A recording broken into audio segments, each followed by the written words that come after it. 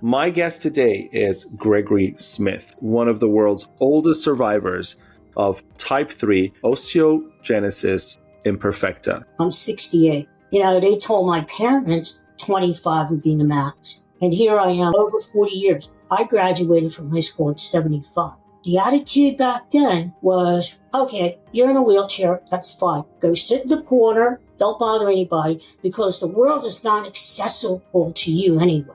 So not only did I have to overcome the physical barriers, steps, and things like that, I even had well-meaning families say, well, now that you're done high school, you just sleep late every day, sleep till 12 o'clock, watch Oprah Winfrey every day or whatever, and just chill. But that wasn't me. So what I did was, when I found out I wanted to be a social worker and give back to people, just like people gave me when I was a kid. It almost seems that was easier to overcome than the psychological challenge. Yes, I had to overcome the barriers of prejudice and discrimination back then too. But you know what? I'm proud to say I did it. I got my degree in social work, and I ended up being a social worker in 2 different nursing homes for 30 years. That's a proud thing to say.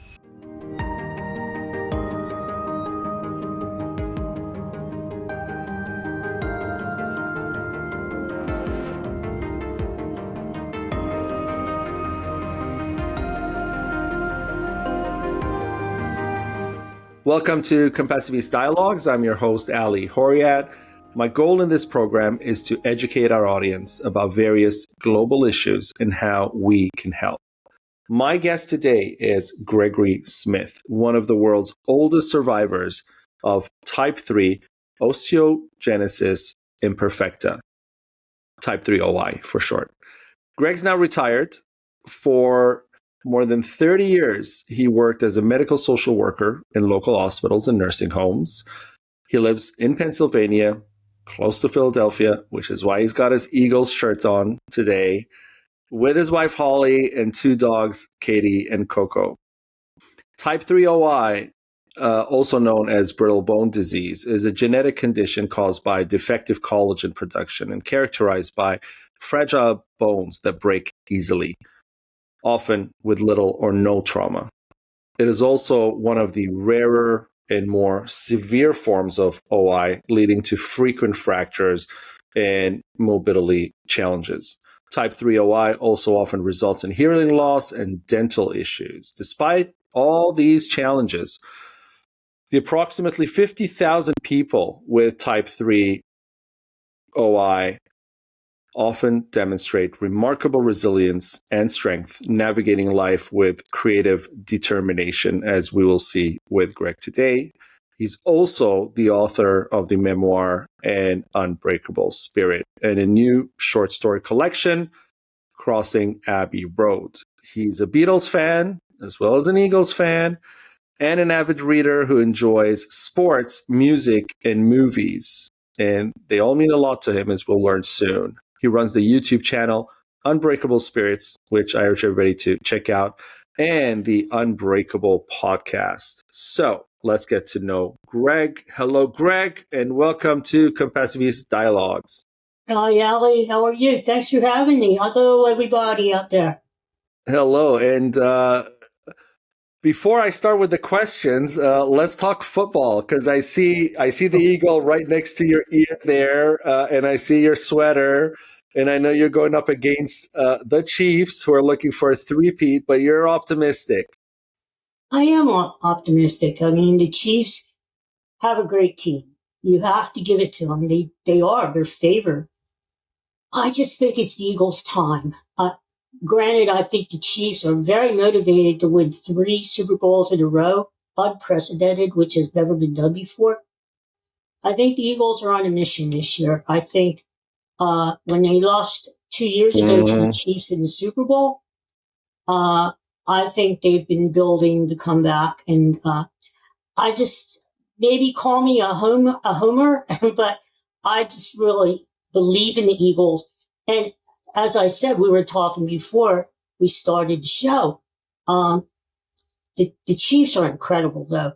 They have won 17 games in a row, close games. anything within one score, they win.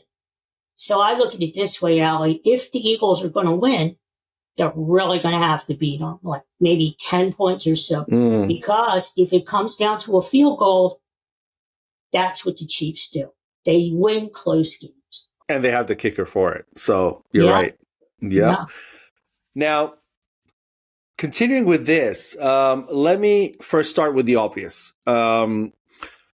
How did this all start for you? When did you learn you have type 3 OI? And share how the condition influenced you and your outlook on life and growing up and resilience and, all the way, like from childhood memories all the way to the narrative of An Unbreakable Spirit and why you wrote that and all the aspects that kind of built you and brought you here. Okay. Well, my mom told me what happened. I was walking. Apparently, I was okay, and OI didn't manifest itself in my situation until I was 21 months old. I fell, took a fall, slipped on the bathroom tile, which was wet, getting ready to take a bath, broke a leg. When they took me to the hospital, they noticed that the leg wasn't healing properly. They sent me from the local hospital down to a hospital in Philadelphia, Children's Hospital, where I met a really, really great doctor who was a world-renowned orthopedic surgeon. And he's the one who operated on my leg because it was big. It was swelling like 3 times the size. And they couldn't figure out what was going on. To make a long story short, he's the one who determined that I had Osteogenesis Imperfecta. And that's why the bone wasn't knitted correctly. And that's why I didn't have enough calcium in my bones. So he basically told my parents, and back then, and we're talking about 1960-ish, not much was really known about OI back then. I mean, think about it. You didn't have the internet. You couldn't tap into any library in the world like you can now to do research. There was no one else really around with that type of brittle bones. So what happened was, it was just, I give my parents so much credit, Allie, for their bravery, their courage. Because think about it. Here they have this soon-to-be 2-year-old little boy who seems healthy, happy, and all of a sudden they're being told that he has this rare genetic life-threatening condition. And I'm like, wow, what they must have gone through, what they must have felt like just to hear that news, And they were offered the option many times that the doctor said, well, this is very rare. This is what you have to expect. You have to expect, we don't even know. I mean, you have to expect a lot of fractures. From the research that they did, they felt that if I lived to be 16 years old, that my body may mature, and I may start to become more stable. But until 16, it would be a really tough road as far as fracturing and things like that. And actually, they told my parents, from all the research they did, all the people who were living at that time with OI, type 3, the life expectancy was only 25 years. So, they knew that, according to the doctors, sooner or later, this condition would cause my premature death. And so basically the doctor said, take him home, make him comfortable. But you do have the option of, we have homes, places for him to go if you can't take care of him. And I gotta tell you, Allie, what impressed me most of all, and why I dedicated my memoir to my parents, and why I'm writing a new book, which is sort of a sequel to this story, which I focus on my mom and my dad a lot, because they had the option back then where they could have just said, we don't want to deal with it. You know, we don't financially, we don't have the money to do it. They had five other kids to take care of. And, they could have very easily said, no, we just don't want to deal with it. It's too much for us to handle. But guess what? They said, no way, we're taking him home. And my mom especially had faith. And she had faith. She said, he's going to get better. He is going to get better. He's not going to die. And we're going to do the best we can. And I tell you what, my parents lived from paycheck to paycheck. I remember my dad having to work. He was a machinist at a local tire factory. He used to work many times overtime and on holidays, and just to make ends meet, And I tell you what, they didn't give up on me. And so I made it a point that I wasn't going to give up on them. And that's one of the reasons why I wrote the memoir, Allie, and why I'm writing this second book is because one of the reasons, not only to increase awareness of what OI is and to leave a documented firsthand report for kids coming down the road with OI so they know what it's like. I wanted to highlight my parents, and I wanted to say to whoever reads the stories and that these were extraordinary people. And I knew them. And I was so blessed to have them as my mother and father. But I was just, thinking back on it now, I am just overwhelmed at not my courage, but their courage. You're right.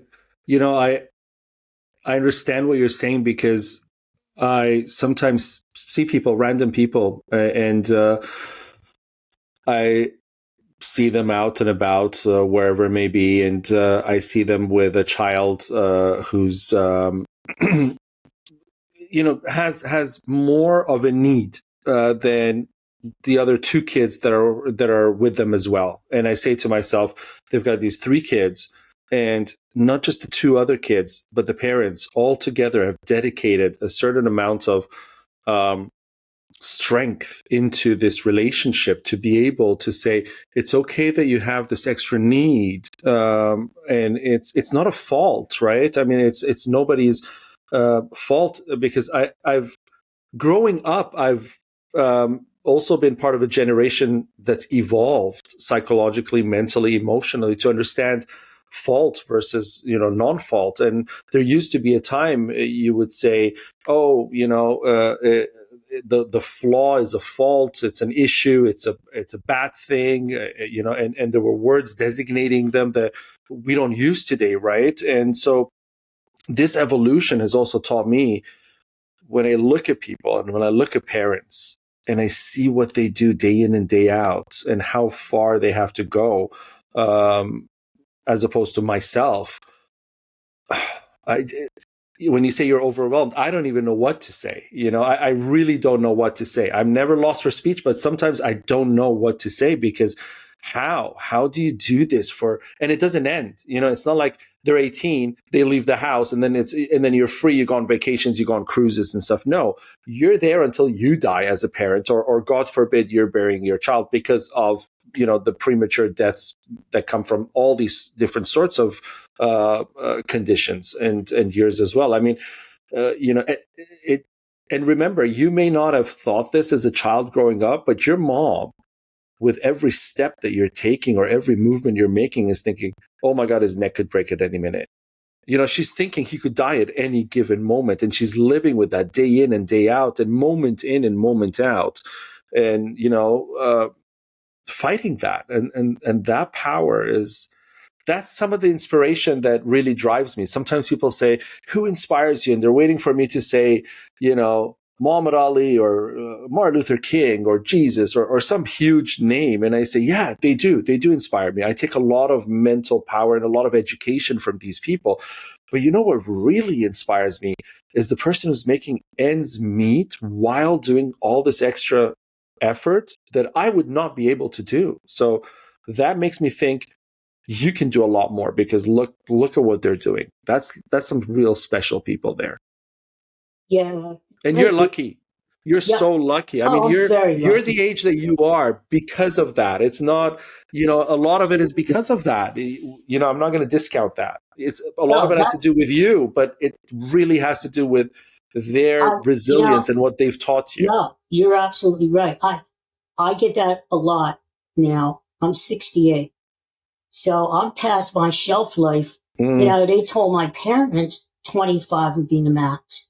And here I am, 34. I've always been Yeah, bad at math. yeah. 40, You're going to be over 40 three times years. over. Yeah. Over 40 years. So, but people ask me, how? And I said, the easy answer I can say is my parents took really good care of me when I was young. Mm. I mean, really good care of me.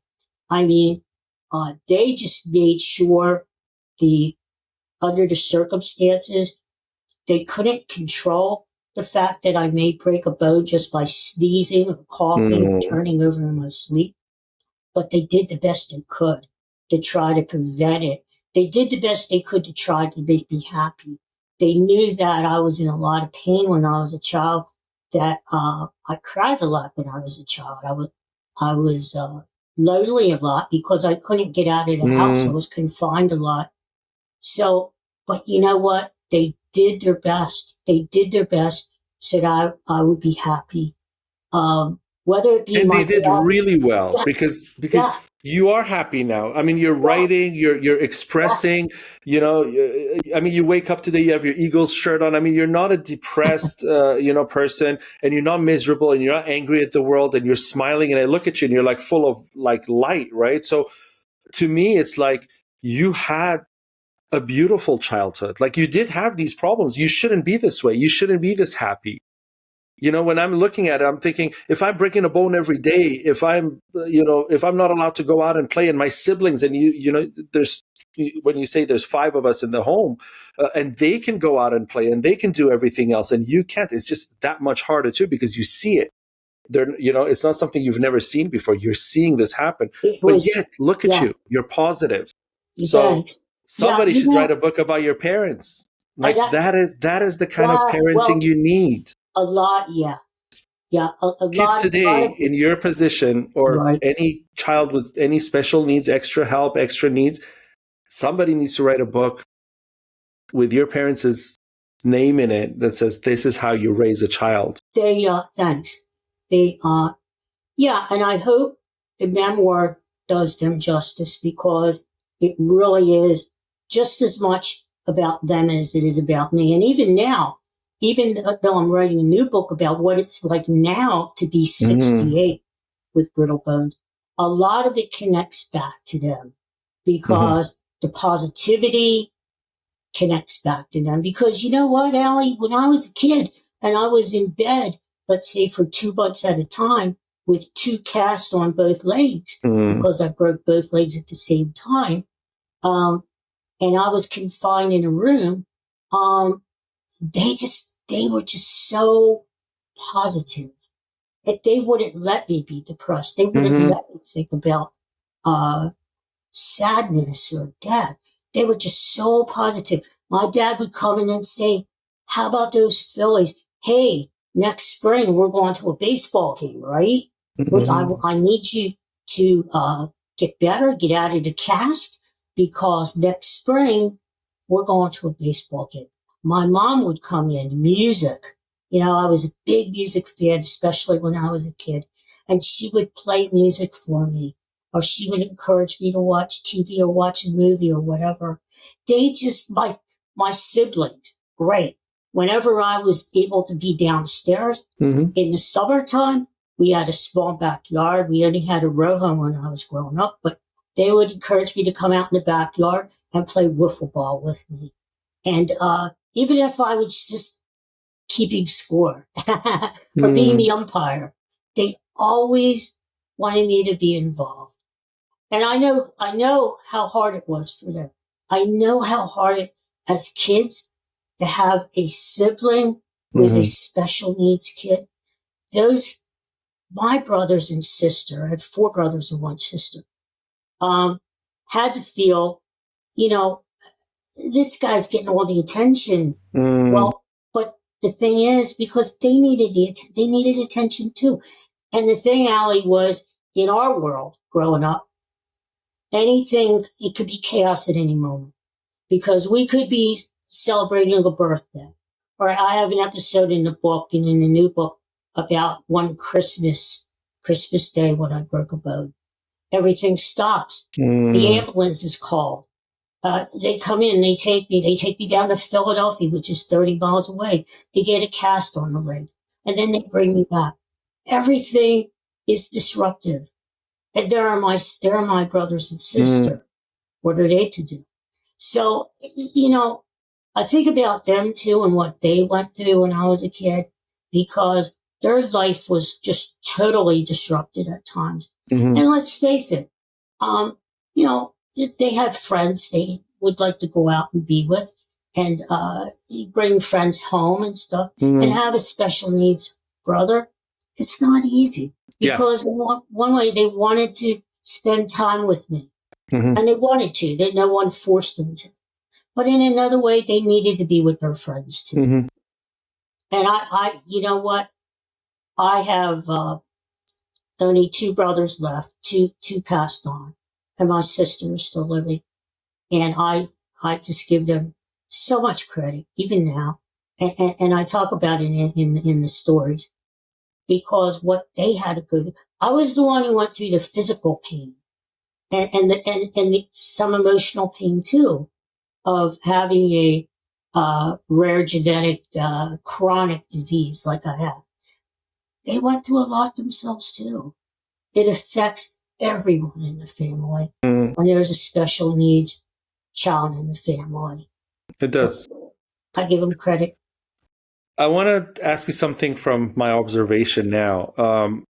When I knew we were going to talk, I did a little bit of research and, acquainted myself with what's going on here. And I'm going to ask you to explain to the audience essentially, what is happening medically, so to speak, so people understand. Okay. But also, the reality is it's such a rare thing, because, we're talking 50,000 people, give or take, right? We're not talking, 7 million kids globally or anything like that. Right. But then also, you said it yourself, you could break a bone from sneezing, for example, or turning over in your sleep.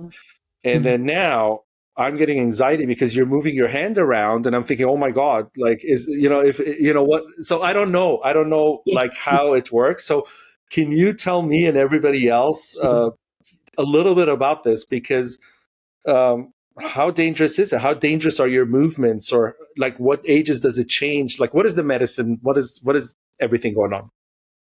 Yeah, and this is something I've had to, for lack of a better word, explain all my life. But because, people are curious, and that's another reason, Allie, that I wrote the memoir and I'm writing the new book, is because to bring awareness. Because with awareness comes understanding. And people are just naturally curious about what my condition is, how I do things every day.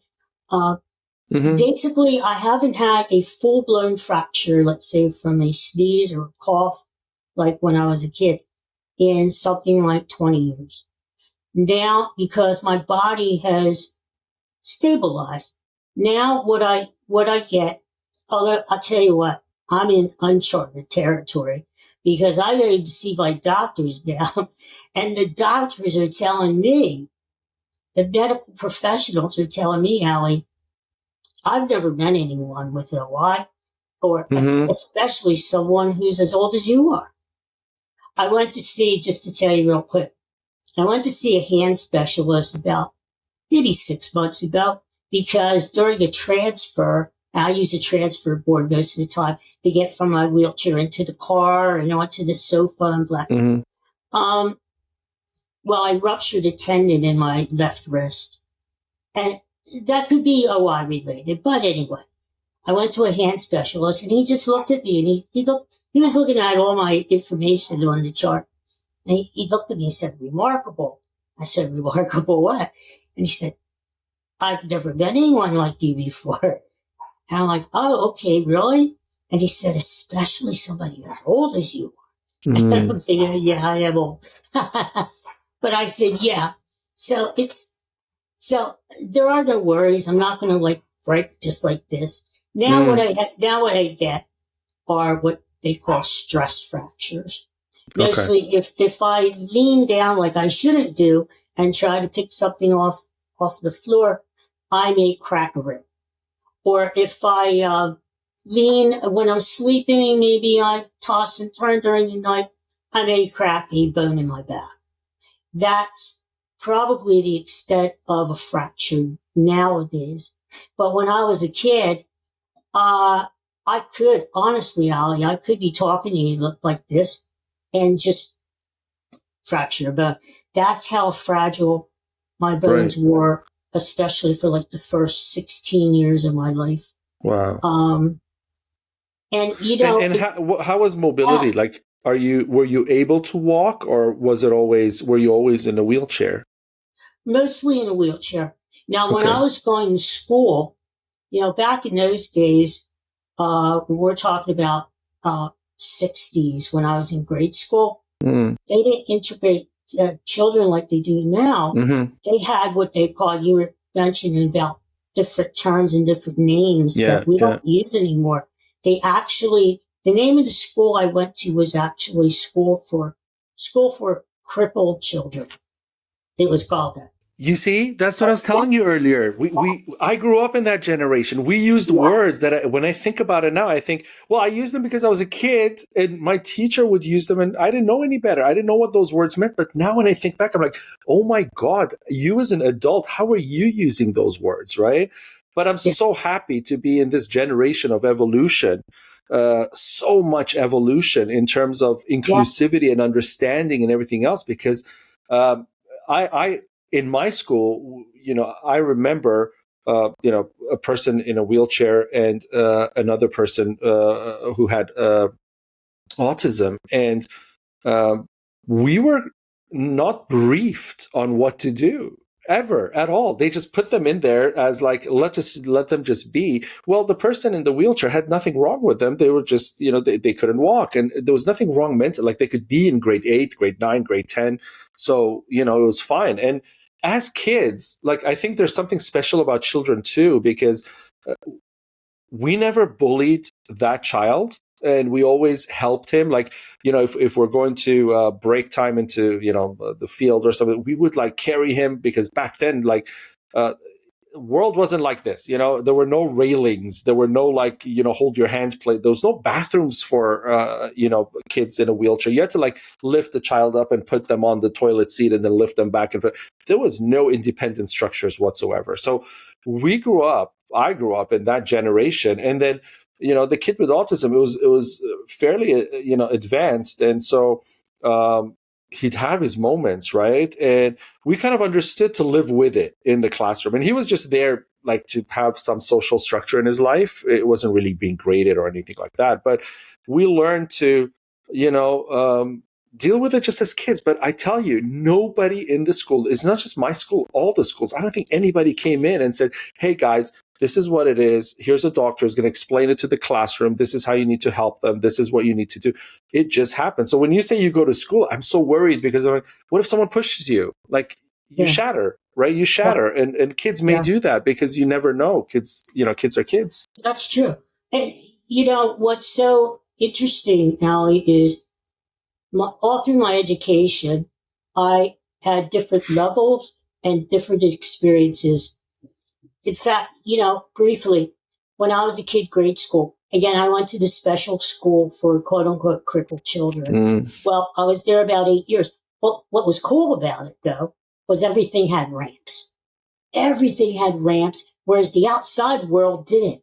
Yes. And so I actually look forward to going to school every weekday, because it was like a world that the outside world society was still behind the times. Here you had a school that had all ramps, all railings. The other students, the people sitting next to me, all had disabilities. So, we were just like regular kids. That's what I write about. It was your planet. And so we would tease each other just like regular kids. But we knew when to draw the line. We wouldn't mock each other because we were all in the same boat. I may be there with my Osteogenesis Imperfecta. The next kiddo next to me at the next desk may have cerebral palsy. Or this guy over here may have muscular dystrophy. You know, we all knew what it was like to have a disability and to be stared at at public. Whereas in school, we felt normal. Isn't that odd? To feel normal in a school for handicapped children, whereas the outside society wasn't normal, not to us. You know, they may have looked at us like being the ones who weren't quote unquote normal, but we as kids looked at society as the ones not being normal. Yeah. And you know what? I watch the film X-Men with that exact understanding in my mind, that this film is supposed to tell me that those with disabilities have certain strengths and certain understandings and certain advanced views on life that I will never get to experience if I don't have any of this, because I will never know what it's like to do that. And they're showing it from a light of extra powers, so to speak. And then when I took that kind of philosophy in for myself, that's what I developed from watching that, for example. I came back and I started thinking, you know what? I'm never going to know what it's like to have to adjust in certain ways, or to have to behave in certain ways, or to have to deal with certain extra layers of challenges. And so how much stronger could I be as a person? Because I don't know that. I don't face those challenges. So if, for example, I sat in a wheelchair one day and tested my own resilience of doing my rounds and chores and everything else and came back home, would I then say I could do this every day? I'd probably say no, because the fatigue would be, ridiculous. But then I know that I could, because if I were in that situation, just like yourself, I'd have to build that resilience. I'd have to build that strength, right? So it gives me insight into, you give me more insight into how strong we can be than Arnold Schwarzenegger can with what he showed with strength, because that is something that, you go to the gym, you have a good routine, and you learn. It's the same thing as, being quick at math. I mean, if I could do multiplication faster than another person, it's only because I've trained myself to do it. But resilience is not something that you train in the sense that, I'm just going to train to be more resilient. It's something that you have to have some spiritual event associated with it too. So you need to really believe you're worth something. You need to believe that you have value. You need to believe that, there's more to you than just this routine that you're trying to commit to, so that you can have the strength to wheelchair yourself in and out of a building. You know? And I agree. I think when you have to do it, you could find the strength within you to do it. Because basically that was it for me, Ali. It's like, you have to do this. There were a lot of things when I was a kid I didn't want to do. I just got out of a cast. I have to do therapy. I didn't want to do it, but you push yourself to do it. There's something inside you. Even if you have doubts, you find it somewhere deep inside you and it comes forth. Just like you said, you would find the strength. I could see it in you. You would. If the time came that you had to do it, you would do it. The one last thing I want to say about this grade school before I mentioned how I evolved in education was that it was very interesting. And someone, maybe myself, even though I have mentioned about being in school with other kids in my stories, it's a very interesting world. a world that really hasn't been tapped, because you think about it, all these kids, eight grades, maybe 30 kids in each grade, and we all ate lunch together. We were out there playing kickball together. We may not kick the ball, but we use canes and walkers and stuff. And we're just doing our thing. We are just living. We're having fun. Whereas maybe in the outside at home or whatever, we don't have so much fun, but we're around our peers. And, when you say goodbye to someone for the weekend, I'll see you Monday back in class. Our sign was whenever you would come into a classroom, Allie, and you saw flowers on a desk, that means that kid died. That kid died overnight, or that kid died over the weekend.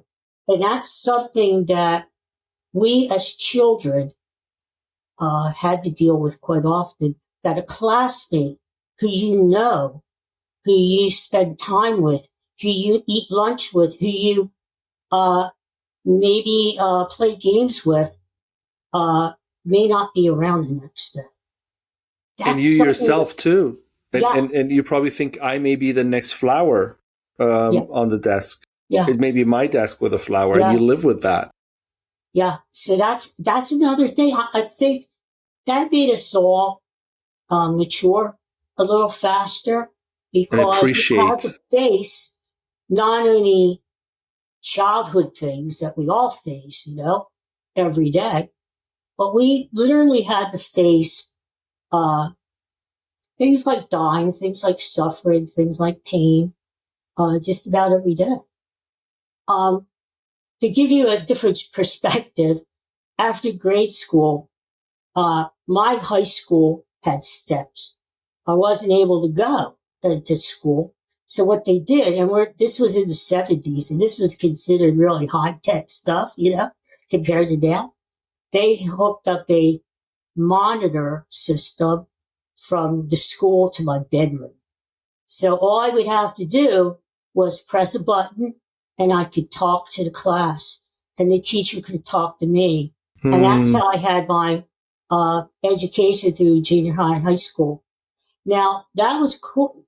I couldn't see the blackboard, so I was at a little disadvantage, but it was cool because I got to be around other kids who were my age, who were so, quote unquote, able-bodied kids, where I never had that experience before. They were just as curious about me as I was about them. They would, there was one kid, I'll never forget it, who was assigned for the year to, take the box. They used to call me the box. That was my nickname, the box. And they would unplug the cord, wrap the box up, take it to the next class. We're going from science to math to English. They would put you were on Zoom before Zoom was created. Yes. So they would put the box on a windowsill. Some classes I had my own desk. The box was on. And they would, this one kid would transport me around school all day long. And I got to know these kids just by their voices. And I missed them, because on the weekends I thought about, well, these kids, when you get around high school age, you want the freedom to drive a car. You want the freedom to go out to the football games and the prom and just cruising around town. I couldn't do any of that. So, I was very, I missed these kids during the weekend. They would plug in the box at 8:00. All of a sudden I'm there. Sometimes I had school in my pajamas, sitting in bed, and, turn on the box, and everybody's there. The kids, the teachers, for another 8 hours. And, some of the kids would come to my house to do homework, because I think they were very curious. Who is this guy in the box? What does he look like? And that's what you say. Why can't he come to school? Awareness. And that's why I love doing things like this and going out and speaking to classes, and because awareness is key. And last thing about the high school is that the only time during my 6 years of school, high school and junior high, that I actually went to school was the day I graduated. And that was on the football field. The place I always wanted to go. And you know how much I love football. I was on the football field for graduation, along with all these friends who I started to put voices with faces. I said, oh, you're so-and-so, just by the voice, you know? And it was amazing. You know, you said something really powerful that I picked up on, and that is, in your class, there were kids, and each had a different issue. I mean, you had OI, and another had something else, and you're all there together. And when people say sometimes that this is a rare condition, and there's only 50,000 people with this condition, and you get to hear this often, I guess, because I'm thinking from the world we live in, the capitalist world, the world that says, what is the value of this story, essentially? And it comes down to this. Well, there's only 50,000 people with this condition. And out of this 50,000 people, there's really maybe 10,000 of them in the US, or in a capacity to buy this book. We may not publish it. It may not be interesting for us as a publishing house or something like that. And they'll pass. Or speaking engagement. What is he going to talk about? He's going to talk about type 3 OI. How many people in the world? Well, no, let's bring the other person with leukemia who's outlived their childhood, because there are millions of people there. Even charities will be like, we'll raise more money with this cause than with this cause. There's all this politics that goes around, right? But what I want to say, and I hope a lot of people hear this and act on this, is what you talk about is not different than what the other kids in your class, who, if I were to speak with them, they would almost say a lot of the same things, because the experiences were roughly the same. When you're in a wheelchair and they're in a wheelchair, true, your conditions, genetically are different, but the social aspect of your condition is identical, right? When I ask about your dating life in school, it's going to be very similar to the other kid who's in a wheelchair. It's not going to be that different. So why are we compartmentalizing conditions in these little boxes of saying, this is type 3 OI, or this is such and such, and there's only 3,000 people in the world who have this? We're not going to talk about this at all. Here's another, because really the social evolution of it is almost identical. All these children are going through the same thing here and here, if not in the genetic makeup of the body, right? And so I recently also spoke to someone by the name of John Rivera, and he's in the music industry. He's in New York. He had a child, very rare condition. We're talking hundreds of kids. That's it, right? And the child passed away. He started an organization as a legacy to his son. And after that interview and after hearing that story, I thought of all these things to myself that I'm telling you now, right? I'm like, who's going to support this guy? I mean, it's just, he's lucky because he has friends who are very wealthy because of, his position in the music industry and whatnot. So they will support, they care.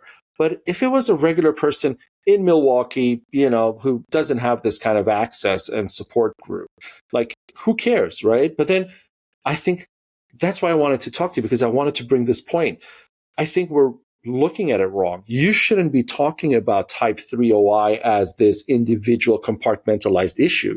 You should be talking about the grander scope of, this is what life's like for your child going through this, or this is like what life is like for your peers when you speak at schools and stuff who are in a wheelchair, because they're going through much the same as I'm going through, whether it's OI or something else. If you need to go to the bathroom, you need more time to get there, right? So, and be able to go to the bathroom than somebody who can run. So it doesn't matter what the problem is. It matters that, the constraints are the same. So let's focus on how do we improve the emotional, psychological, and physical constraints. It's interesting because taking the next step, well, you're absolutely right. My story may be unique because of my condition, but my story, everyone can relate to. Because, again, just like you said, whether it be everyone has a challenge in life. You don't have to have osteogenesis imperfecta. You don't have to have cerebral palsy or whatever. Everyone has something across the bear in life. Everyone has some sort of a challenge. And I think that's another reason why I wanted to write my story while I still could, was because, number one, there aren't any first person accounts out there. When I thought about writing my story, I did some research. You can find a lot of medical journals, but there aren't that many first person accounts. And I wanted to let people know what it's like, because not necessarily that you have osteogenesis imperfecta, although for the next generation of children who may come along until they find a cure for OI, certainly I hope my story is going to help them and give them hope. Regardless, even if you don't have OI, everybody has a challenge. And what I write about in my stories, and what I talk about when I go out to speak, is that we could all relate to what I've gone through. That the isolation, the depression, the just like you had said about your peers and things like that. Everybody, we can all relate to things like that. It's interesting because when I went to college, it took me a while to find out what I wanted to do with my life. And I didn't know what, but I knew I wasn't the type that I just wanted to sit around and do nothing. And Allie, back in the 70s, I graduated from high school in 75. Back in the 70s, the attitude back then was, okay, you're in a wheelchair, that's fine. Go sit in the corner, over there, sit in the corner, don't bother anybody, okay? Don't bother anybody, because the world is not accessible to you anyway. You can't even get off of your block. You don't have cut curbs, to cross the street. So just go sit in the corner, don't bother anybody. Yeah. Well, it was almost a privilege for you to be accepted to come out. Yeah. Yeah. So that wasn't me. That wasn't me. So, I even had well-meaning families say, well, now that you're done high school, you just sleep late every day, sleep till 12 o'clock, watch Oprah Winfrey every day or whatever, The Price is Right. And, just chill. But that wasn't me. So what I did was, when I found out I wanted to be a social worker and give back to people, just like people gave me when I was a kid,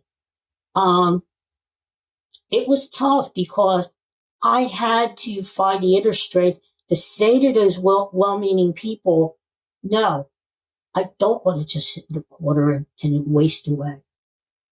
I have more to give people than to do that. Give me a chance. Even though the world is not accessible out there, somehow I'm going to do it. And even though the odds were pretty much stacked against me, now that I think about it, because it's true, I couldn't get off the block without help. And here's where my dad had passed on by then, and my mom helped me until I found an angel who literally I carpooled with for 4 years of college. My mom, when I first entered college, took me back and forth 45 minutes each way to take my classes so I could learn how to be a social worker. She sacrificed so much for me, not only when I was a child, but even later on. I went back to school at the age of 28 because there was a 10-year gap there, Allie, where I just didn't know what to do. I didn't know what I wanted to do. There were times where I was depressed and thought, what's the use? What's the use, right? It seemed like society was against me with the fact that it was so much red tape just to get into a school. There weren't things like grants back then to help with textbooks and gas money. There just weren't. again, we're talking about the 70s. This was before, Allie, the passage of the Americans with Disability Act around the early 90s. So once that was passed, things were a little bit easier. But back in the 70s, this was way. What were people thinking until the 90s, right? Like it makes you think, where was this understanding? Allie, we were second-class citizens. Yeah. I mean, that's honestly, we were. It's like, okay, again, if you have the desire, the determination, the motivation to do it, fine. But we're not going to give you a hint. That's what society was telling me. I mean, every place you go, even school, I would take classes. There were classes which were inaccessible to me, steps. Now, a lot of the professors were kind and agreed to move their class, but some of them didn't. Can you imagine that? I tried to get into a class so-and-so, let's say anthropology or whatever, and I was told, no, you have to change your schedule because the professor refused to move the class to a more accessible building. So it was the first time, Allie, that I was going to school in person with so-called able-bodied kids. The first time I actually was sitting before a blackboard, the first time I was going back and forth to a locker to get my books. And we're talking 28 years old. And not only did I have that to, deal with every day, it was just the prejudice, the discrimination of society saying, you can't do this.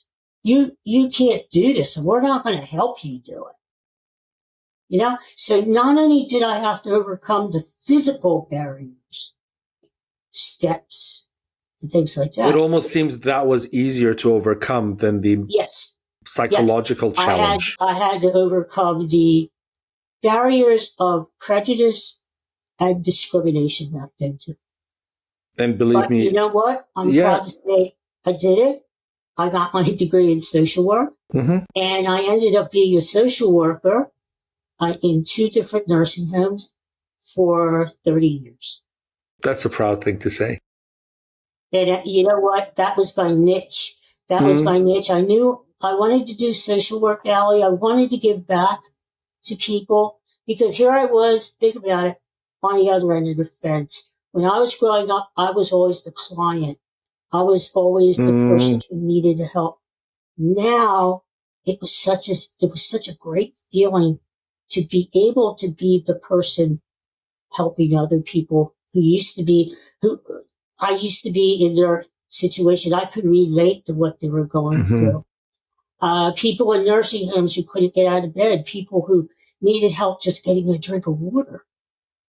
I've gone through that. I went through that. And that's why I think I bonded a lot with my residents over the years, because not that you necessarily need to have a disability to be a good social worker, but the fact is that they knew, without me saying a word, they knew that I knew a little bit about what they were going through. Yeah, that makes a huge difference. And I'm still baffled by you saying that you wanted to give back to society because society gave so much to you. Because outside of certain parts of society, that's what I'm saying. Outside of your parents, my parents, the medical professionals like nurses, doctors, were all wonderful when I was growing up. They gave me the best kind of care. But as you said, there was a certain aspect of society which just sort of turned their back, not only on just me, Allie, but on other people in my situation, other people with disabilities. Yeah. I was going to school. This is a quick side story. Before I fell into what I wanted to do with my life, I was going to school at the University of Pennsylvania for a short time before my father died. And I was riding a van every day with about 10 other disabled adults. They would pick us up all around my area, drive us to the University of Pennsylvania. We would have our classes, and they would bring us back to a parking lot, about 10 minutes from where I lived, and our families would pick us up there, where we met. But so I was riding to school every day with other people in my situation, a lot of older people, like in their 50s. At this time, I was like 28, 25. Older people who they were experiencing the same thing. They wanted to make something out of their lives. They wanted to have a little bit more money, because back then, especially if you were on disability, you didn't make very much. But they wanted to, they wanted the independence, let's call it, of being self-supportive, having a job, being able to drive, being able to support yourself and not have the government support you. And so I was in this van every day with these older people who wanted that. They wanted it so bad, but they didn't know how to get it. And society wasn't helping us to get that goal. Society, again, like I said, was actually making it harder for us because places weren't accessible, because there wasn't the funding and there wasn't the help with even textbooks or school books. There wasn't help. So, I remember this one fellow I went to in a van when he was in his 50s, and we were talking, and he was like, I've been doing these programs by the state every year. And, I've been trying, but it's really hard. And I said, yeah, I know what you're going through. And I think until we could all empathize with other people. And that's, I think, what I try to do a lot as a social worker. But I think until you actually live it, you kind of know a little bit more what that person is going through. Yes, you're very right. And, I kind of believe in that strongly, because I notice even in philanthropy and support and help, people give and support and help others who are in their kind of understanding or situation. So, for example, if you have a family member, who passed away from a drunk driver running them over, you're going to tend towards that kind of field. You're going to go into, the alcoholism support stuff and, how to institute better laws and all these kind of things. And you're not really necessarily going to be in the animal causes, because, you're just veering towards that more. It's more connected to your heart. And so you're right in that way, when we experience those things, which is why I tell people to live more communally.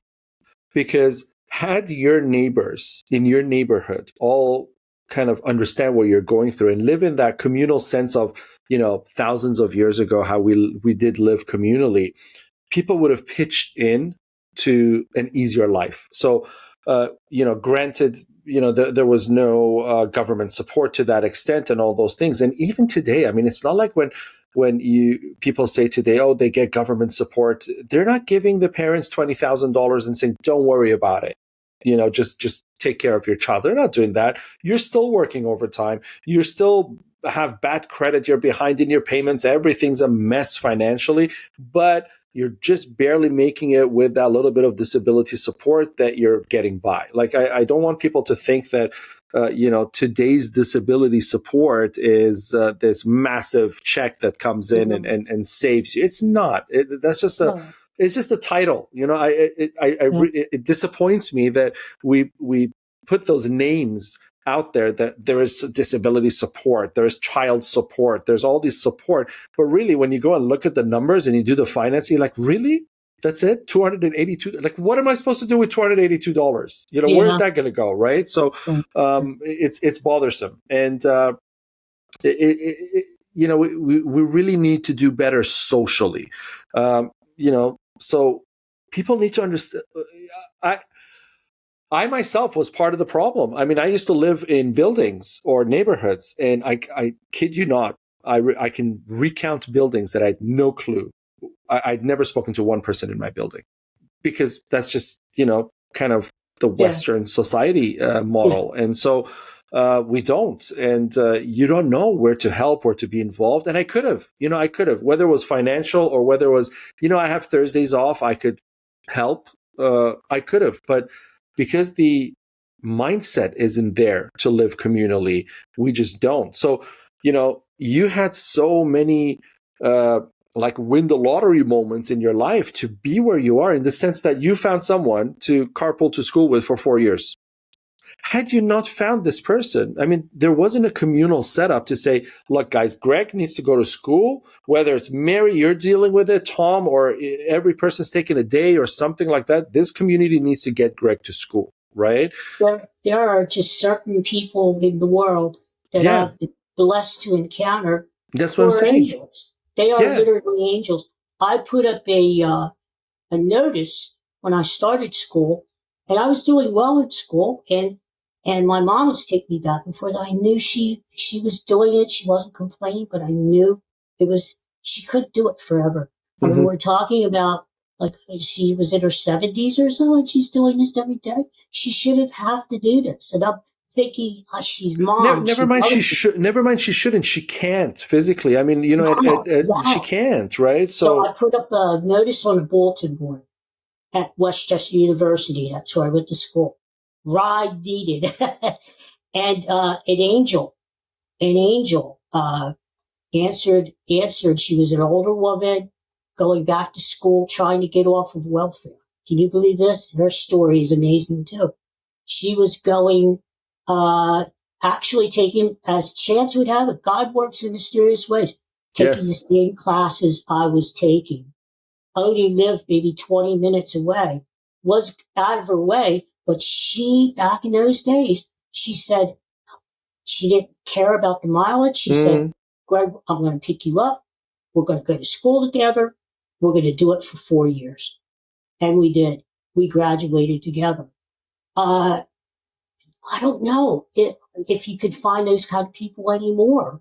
Like, but imagine if we did, right? Yeah. But that's what I'm saying. Yeah. Imagine if we could build that. And, that's really what Compassiviste is about. It's about telling, and the funding too. I mean, there's so much money going into the science and the research and the immediate support and the disaster relief and all that, which is great. I'm not saying don't do it, but you know what? Give 5% as well to the community building and the spiritual, concept around all of this, to be able to give people the chances to create these communities, to build those communities, and to help each other through everyday life, because that's all we need sometimes. That's all we need. Yeah, I think you're right, Ali. I think a lot of it comes down to kindness. Yeah. We have to show each other more kindness in the world. I mean, if her name was Lori, if Lori wasn't so kind to me, and the fact that she went out of her way to pick me up every day, take me to school with her, bring me back home again, and we would study together in the car, we would quiz each other, and we did that for 4 years and graduated. Her kindness was outstanding. And family, when I was growing up, I don't know if it's still the same way or not. Whenever you would have a neighbor die, my mom would always make a cake or make soup, and take it over to the family, because you were neighbors, you were friends. Yeah. Yes. And I don't know if that happens anymore. And I think a lot of it is kindness. It's just basic human kindness, You know what? In some places that happens, and in other places, the neighbor's taking you to court over fencing or something like that. So, you've got both, but I really think we need to emphasize the compassion, the kindness, to really grow that in the world. I want to ask you something personal, but I think it's a good story. That's what I want to ask you. How'd you get married? Oh my God. Let me tell you. Well, okay. there's a whole section in the book, again, even in the new book I'm writing about, because I know people are interested. They are interested in how people with disabilities date, how they, Yes. because back in the day, Allie, it was like, again, we're talking 70s, 80s. It was like, okay, if you want to date someone with a similar disability. Now, there's nothing wrong with that. Okay. There is nothing wrong with that, but there absolutely doesn't have to be. No, I mean, that's very limiting. If I wanted to go out with someone to the movies, to dinner, who did not have a disability, why can't I? Exactly. If they like me too and want to go out to dinner with me or to the movies, what's wrong with that? What's wrong with that? So there was a whole thing that I read about growing up, that certain societal norms, you can't do this, you can't do that, that I had to sort of break away from and say, yes, I can. Yes, I can, So, how I met my wife was actually on the internet. I went to a senior dating site. And I said, I don't know why, Allie, because I had tried that before and not too much success, They would see my profile and I was always honest and say I get around in a wheelchair, blah, blah, blah. And, So, but I found one special person. Again, we're talking special angel again in my life, I've been blessed. That's what I said. You've had quite a few of those. That's why this happy, shiny person in front of me, because you really have had that, right? So, found Holly, who lived locally, and we were both around the same age, and we started seeing each other, and we found out we had a lot in common, and I decided to. I never thought, Allie, I never, ever, ever thought, think about it. Here I am, this kid, breaking bones left and right, hundreds and hundreds of fractures when I was a kid, hundreds. And I'm 16 years old and the house is so small, a wheelchair can't even get around. I had to crawl around the floor like I was competing with floor space with the dog. And here I am getting married. And I just, I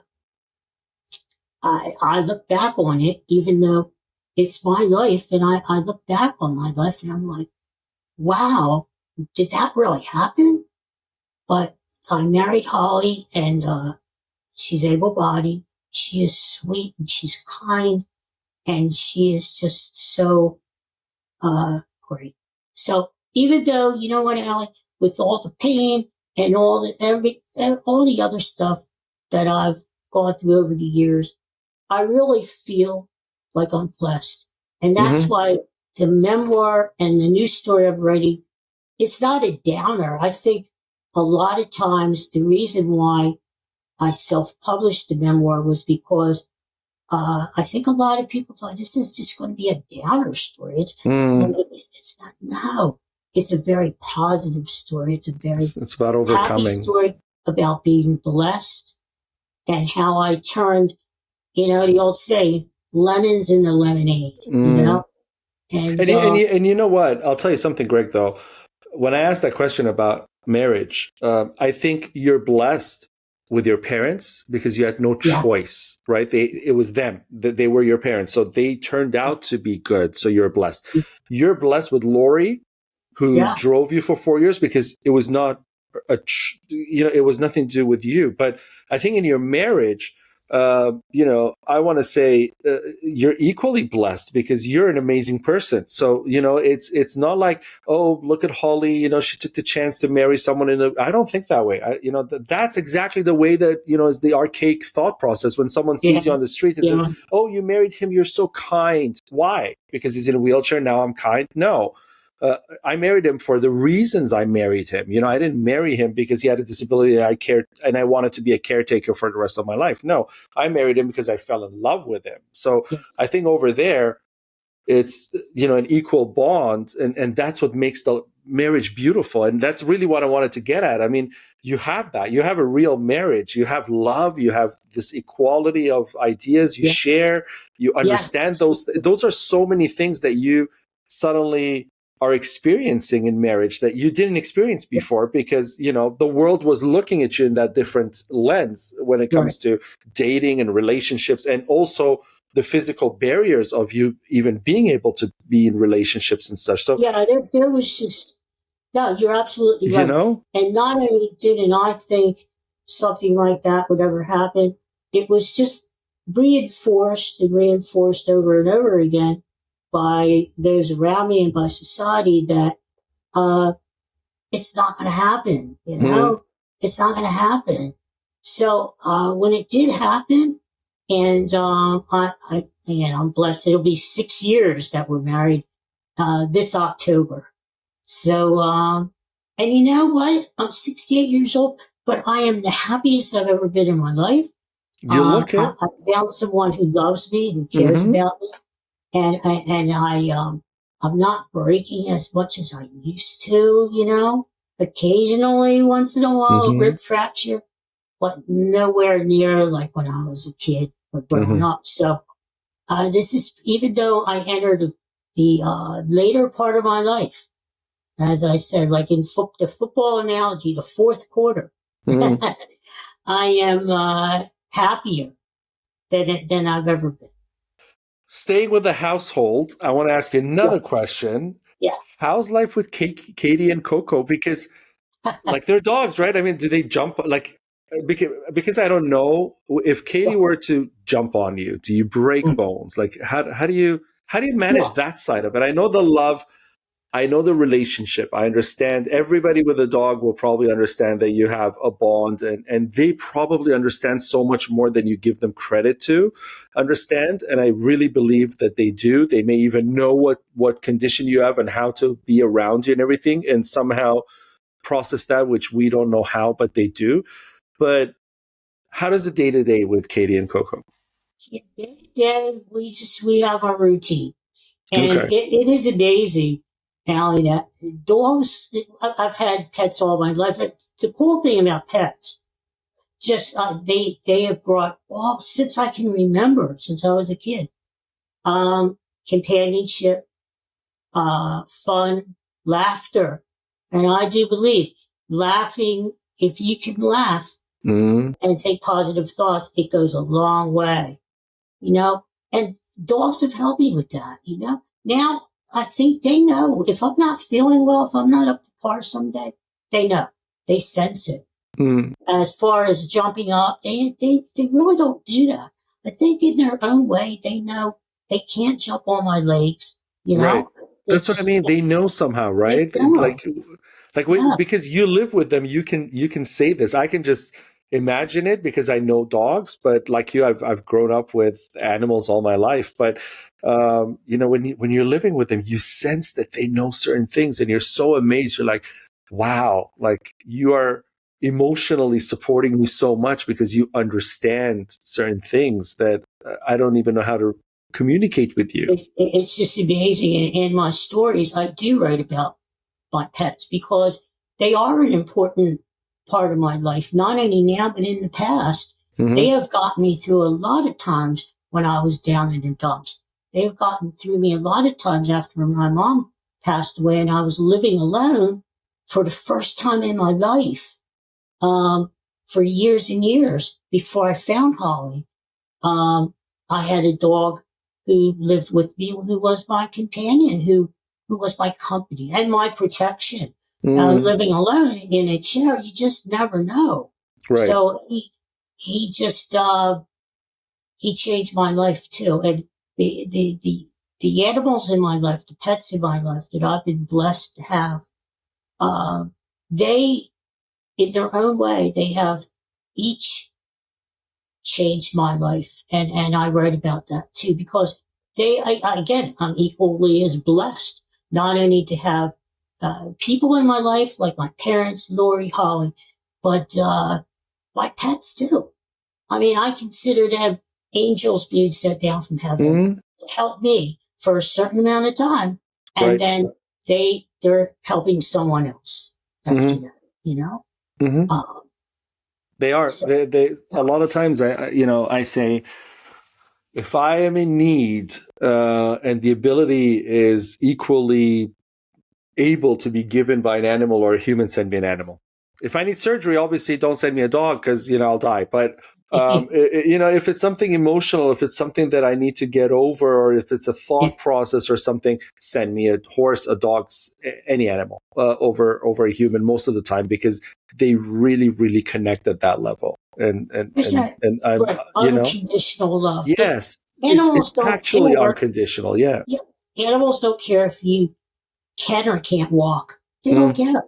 They don't care. You are just, they see you for what you are. They see that you have a good heart and you're a good person and you have a good soul, and you wish that more people could be like animals. And they understand and they take that extra step. So I had a friend in a wheelchair, and sometimes we would be together, and he would throw the ball for the dog, play fetch.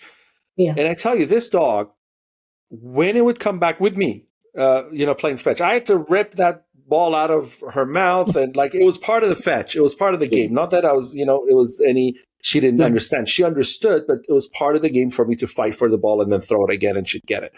Or she knew that she can throw the ball out of her mouth like 2 steps ahead, or I have to lean in and get it. My friend comes over, right? My friend comes over. Let me tell you, she would come onto his lap, gently open her mouth, the ball's still in her mouth, so she knew he could reach it, retrieve it, and throw it, because she knew somehow that he doesn't have the capacity. And I'm thinking to myself, how do you know that this wheelchair means this? How do you understand those things? Why do you fight me and you don't fight him? Why do you, come to his wheelchair instead of going on his lap? You go on the wheel and you press your head against his shoulder, right? To kind of say hi, versus with me, you come full force and you fly into the air and both of us fall, right? So how do you understand those things as a dog? I think at times, I really believe this, Allie, that dogs, animals, pets have a certain capacity of empathy and compassion that we haven't tapped into, or we haven't and haven't used. Yeah, we don't know how to apply it or use it or identify it within us. Right. You're right. I really believe that. Yeah. It's beautiful, isn't it? Yeah. I mean, it makes your life so much happier. It is. Let me get into another question I have for you, because I read, you're writing Crossing Abbey Road, right? And in a sense, I was like, okay, music fan, and then, sports fan. And I was thinking to myself, you can't play sports. You can't really do music or dance or, any of those things. How does... I was like, I have to ask, how does Greg relate to sports or get into sports or music? Because I would assume if I saw music or sports as a young person who can't apply any of those things, I'd be like, that's not for me, or I don't like it, or I can't do it, or whatever.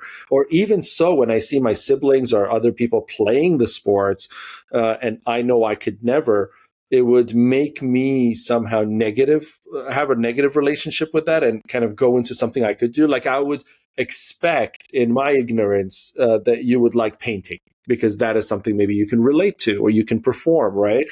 So how is it that how does it affect you, and how is it that you got involved in sports? And I got a little bit of it just before you start, because you said your dad would tell you got to get well for me because we're going to go to the ball game in the spring. And that really kind of gave you this, beautiful reason to push through and be better, because, I'm going to go with my dad and do this amazing experience, right? I always loved sports, and sports to me was a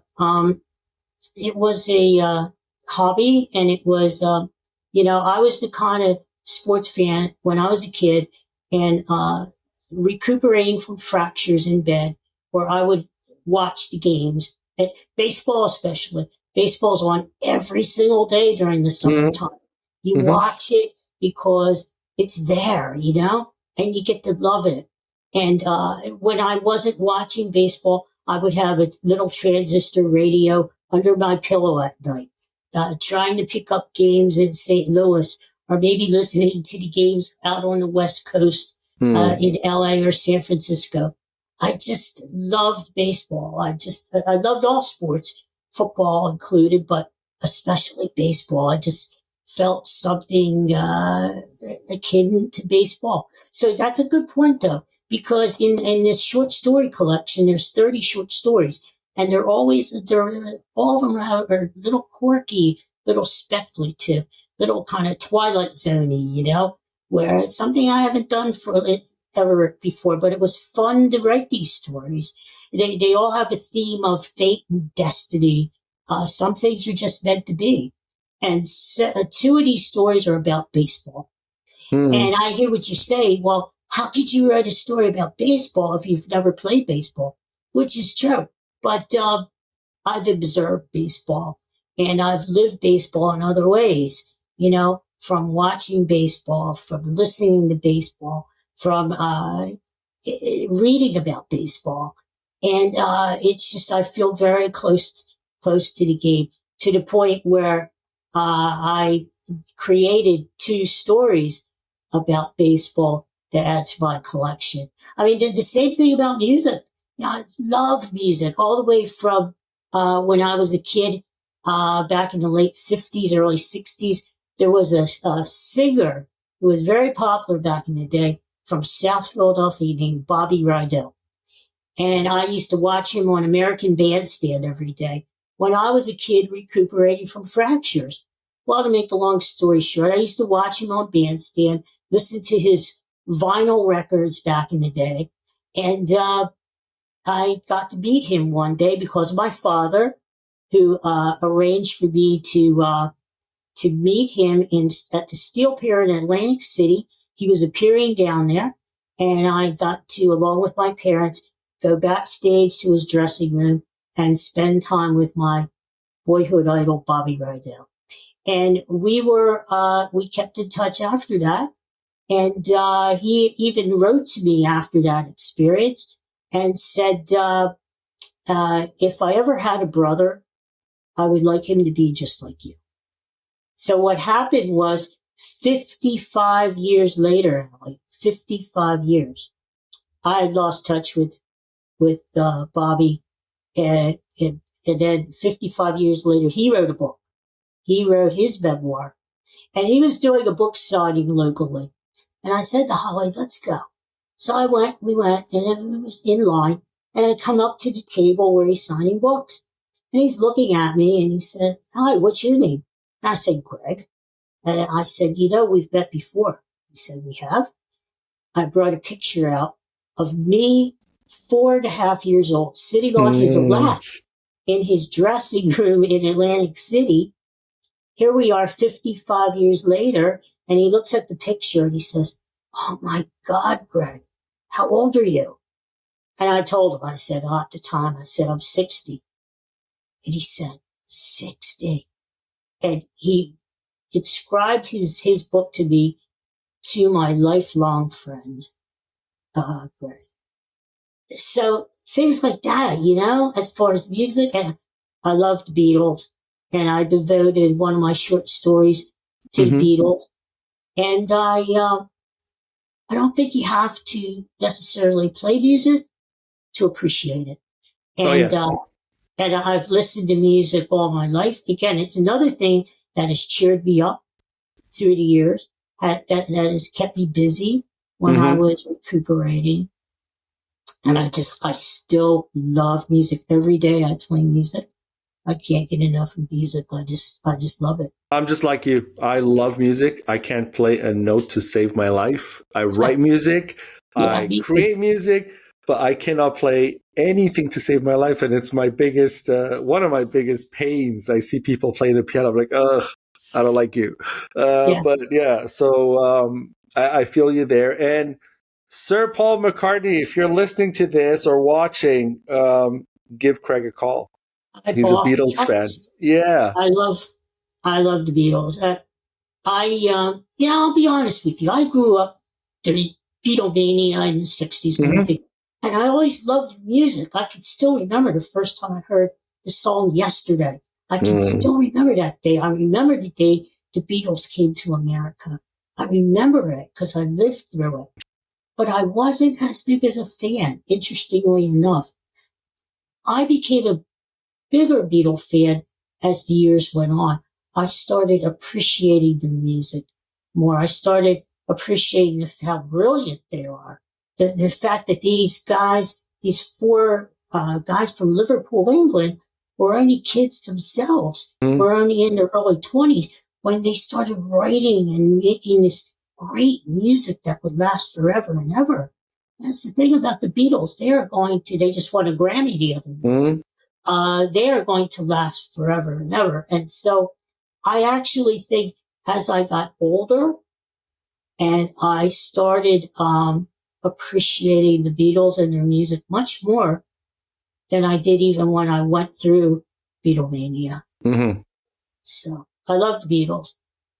But, as I said, one thing I got to tell you, Allie, is speaking about meeting your idols. I've been blessed to meet a few famous people, and it's so cool because we've talked about my days going to Phillies games and my dad taking me to Phillies games when I was a kid. And one of my favorite players, his name was Bobby Wine. He played shortstop for the Philadelphia Phillies. Well, he could never hit. He had a really bad batting average, but he was always a good with glove. And he was this underdog player. He was someone I could relate to as this underdog, gritty kind of a guy who, even though he may not be the most talented player in the world, he had a lot of drive and motivation. And he had a pretty good major league career. He lasted long. Well, to make a long story short, when I was a kid, again, thanks to my dad, Bobby Wine gave me a call on my birthday one year. I think I was 8 years old or 10 years old. And I was thrilled with it. And next time down to the stadium, I got to meet him. He came out and we had box seats. He came out of the dugout, came over. He knew where we were sitting. He came over, said hello. I got to shake his hand, and it was really cool. Again, we go 55 years, probably 60 years later.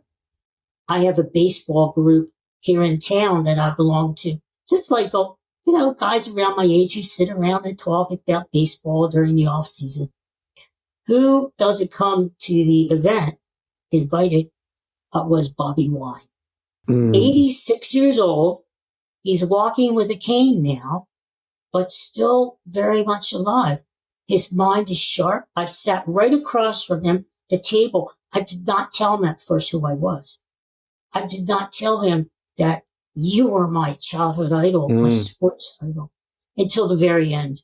I said, Mr. Wine, before you leave, I have something to say. I brought out the picture that he sent me that I tacked up to my bulletin board next to my bed that gave me encouragement all the time. He signed it. And I said, when I was a child, I had brittle bones, and you were one of my sports heroes. And in fact, you called me on my birthday, and you were kind enough to send me pictures. And I just want to let you know that you gave me so much hope and so much fun and enjoyment over the years. And to think that you're here now, you're 86 and I'm 68. This just happened back in October. And to think that we're both here together and we're still kicking. I spoke to him after the event was over, and I just couldn't get over that we were both. I said, "Hey, man, hang in there. We both made it all these years, But again, another instance of me being blessed in life. Against all odds, right? Yeah. I guess the message here in your story is don't lose hope, be resilient, and just push through. because I mean that's what you did. I mean you didn't listen to the voices, you didn't let them bring you down. You did have support, and you're blessed for having that. But really, you also did push through a lot. You did push through a lot. So um, you know, people like you, I don't know what to say. I mean, it's beyond inspiration, because those are the stories. You know, those are the Keller stories that make it to, you know, give us those powerful examples of people who went against all odds and made a change. So Well, I'm you know, honored to talk to somebody like that. thank you. Well, it's an honor to talk to you and everyone out there. I got to say one more thing, because on April 15th, I'm scheduled to go back to the University of Pennsylvania again Mm-hmm. to speak to a senior class of medical genetics counselors. And this is great, because this is our next generation. Again, when I was growing up, there were no such thing as medical genetic counselors. There was no one to talk to. If I was down in the dumps, if I wanted to know, Mm-hmm. or had questions about what is OI, there was no one to ask. Nowadays, you can actually get an education at the University of Pennsylvania, I assume elsewhere, and become a medical genetics counselor to help not only people like myself who have a rare genetic condition, but families too. Yes. And The what I'm support going to group. say to those students is that thank you. Thank you, because you have no idea what you are doing for people. And how much No we need idea people until like you get you. out in the field and see Mm-hmm. what it's like, because there was no one like you when I was growing up. And I know I could have used your support. So thank you for doing what you're doing. Mm-hmm. And hopefully, it's interesting. You were mentioning before about different fundraisers and stuff. Because osteogenesis imperfecta is such a rare condition, you don't see very many telethons or fundraisers. A lot of people will think, not that many people have it. Why? But that doesn't mean for those 20,000 people, 50,000 people, whatever in the world who have OI, it is important. Mm-hmm. And hopefully, before I pass on, they find a cure for OI. But hopefully they do, even after I'm gone. But it makes me happy to know that I've been lucky enough to be alive all these years when I shouldn't have been. Maybe because God gave me the opportunity to write my story so it could help other people down the road. Yeah, that's exactly what it is. Because you know what? I may not see the word type 3 OI or OI too often every day in my life, but I will probably see that word again. And whenever I do, I'm going to remember all the education that I got because of you, and the awareness and all of the things that I learned from you, not just for OI, but everything that relates to all of the things we talked about, you know, the resilience, the support, seeing a person in a wheelchair again, having that extra layer of perspective that you bring to the table, that you're sharing, right? I mean, this is what it's about. A book, a podcast, and a media of any medium of expression to me is a way of taking the contents of your mind and sharing it with myself and the world. And that's why I do what I do, because as you say rightfully, I'm rooting for you to live to 90, but you are going to pass away one day, right? Yeah. I don't want you to pass away with the treasure buried with you. I want your treasure to be spread around the world, because that's how we elevate together, right? And there's no good in that treasure going in the grave 6 feet under with you in a box and nobody gets to use any of it. I mean, your life is purposeful. Your life has value. You know, different people have different values and purposes in their lives, whether it's good, bad, whatever it may be. But the value of your life is a real thing in the universe. Now it's up to us to share that and to share the purpose and to export it in a sense to the world, to have that momentum flowing, or it's up to us to shut it down and bury it with ourselves and just want to not live, so to speak. So life to me isn't that span of you were born on such and such day and let's celebrate your birthday every day, and then you die on such and such day, and then maybe 5 years later nobody even remembers you existed. That is not the portion of life. The portion of life to me is this eternal momentum that we bring into the world. So you've written those books, those are going to remain eternally, just like Plato's books remained. So it's thousands of years it's remained. We still use them today. We still take something from them. We still look at the Bible and take something from it. So there's different books, historical, new. We continuously use that momentum. So your life is as valuable as any other. It's just how do you export that value to the world so that the world can benefit from your existence? And you're doing perfectly. Yes, and you're absolutely right. And I thank you for that, because that was when I self-published the memoir. Unfortunately, it didn't get very much support. And so I'm thinking, how do I get this story out there? Because, when I first was looking to write my story and get it out to people who would really, really, really need it, who really would benefit from reading a story like this. I was told, nah, it's not. Yeah, I can totally see that. What I was told, you don't have sex or violence in it, and it's not going to sell. It's not good. And you don't have the celebrity status or the social media following. Those are the things that matter in publishing today, which is why, we have our publishing arm as well to tackle all those things, because it's awful. It's awful to me that somebody with your insight and your ability to bring that education, to the table, essentially, through a book or through a podcast or something else, cannot, because how many followers does he have? How much do you think he'll sell? How many people do you think will read this book? Does he have a nonprofit